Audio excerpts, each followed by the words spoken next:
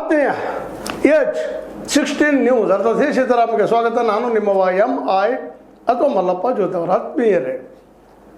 ಬಿಡದಿ ಇವಾಗ ಆರಂಭದ ಹೇಳ್ತಾ ಇದ್ದೀನಿ, DK ಶಿವಕುಮಾರ್ ಅವರು ಇಲ್ಲಿ ತಪ್ಪು ಹೆಜ್ಜೆ ಇಡ್ತಾ ಇದ್ದಾರೆ ಅಂತ. ಇದು ಕಾಂಗ್ರೆಸ್ಗೆ ನಿಶ್ಚಿತವಾಗಿ ಬಿದ್ದೇ ಬೀಳುತ್ತದೆ ಅನ್ನೋಂಥ ಮಾತನ್ನು ಮಾತಾಡ್ತಾ ಬಂದಿದ್ದೀನಿ.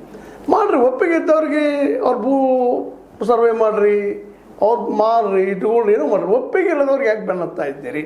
ಹೇಳ್ತಾ ಇದ್ದೀರಿ ನಾವು ಒಪ್ಪಿಗೆ ಇಲ್ಲದವ್ರು ತೊಗೊಳ್ಳೋದಿಲ್ಲ ಭೂಮಿ ಅಂತೇಳಿ. ಬಾಯಿ ಮಾತಾಗಬಾರದು.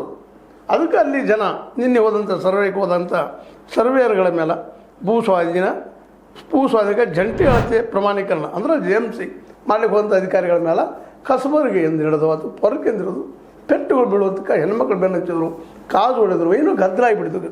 ಇಲ್ಲಿವರೆಗೆ ಒಂದು ಶಾಂತ ರೂಪದಿಂದ ಬಂದಂಥ ಅತ್ಯಂತ ಸಂಯಮದಿಂದ ಬಂದಂಥ ಒಂದು ಹೋರಾಟ ಇವತ್ತು ನಿನ್ನೆ ಇದು ಒಂದು ಹಿಂಸಾತ್ಮಕ ರೂಪ ತೆಗೆದುಕೊಳ್ಳುವಂಥ ರೂಪ ಪಡ್ಕೊಳ್ಳಿಕ್ಕೆ ಆಯ್ತದೆ. ಇದಕ್ಕೆ ಕಾರಣರು ಯಾರು? ಇದಕ್ಕೆ ಸ್ವತಃ ನಮ್ಮ DK ಶಿವಕುಮಾರ್ ಅವರು ಅಂತ ಹೇಳ್ಬೇಕಾಗ್ತದೆ, ಬೇರೆ ಏನು ಹೇಳಕ್ಕೆ ಸಾಧ್ಯ ಇಲ್ಲ.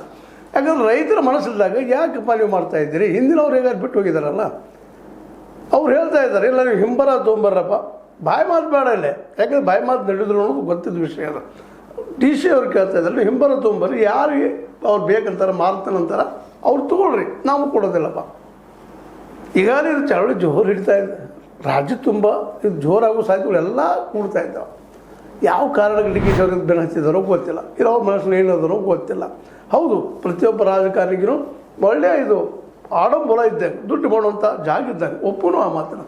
ಆದರೆ ಎಲ್ಲರೂ ದುಡ್ಡು ಮಾಡೋದು ಜಾಗ ಇರೋದಿಲ್ಲ, ಎಲ್ಲ ಮತ್ತು ಪೊಲಿಟಿಕಲ್ ಪಾರ್ಟಿಗೆ ಫಂಡ್ ಆಗುವಂಥದ್ದು ಇರುವುದಿಲ್ಲ.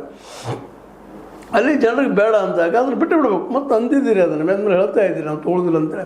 ಬಾಲಕೃಷ್ಣ ಅವರಾಗಿರೋ ಮತ್ತೊಬ್ಬರಾಗಿರ್ಬೋದು, ಇವತ್ತು ಇದ್ರದ್ದೆಲ್ಲ ಏನಾದರೂ ಹೆಚ್ಚು ಕಡಿಮೆ ನಾಳೆ ಜೀವಕ್ಕೆ ಆಪತ್ತಾಯ್ತು, ಮತ್ತೇನೋ ಆಯ್ತು, ಈ ಹೋರಾಟದಲ್ಲಿ ಏನೋ ಆದರೂ ಕೆಟ್ಟ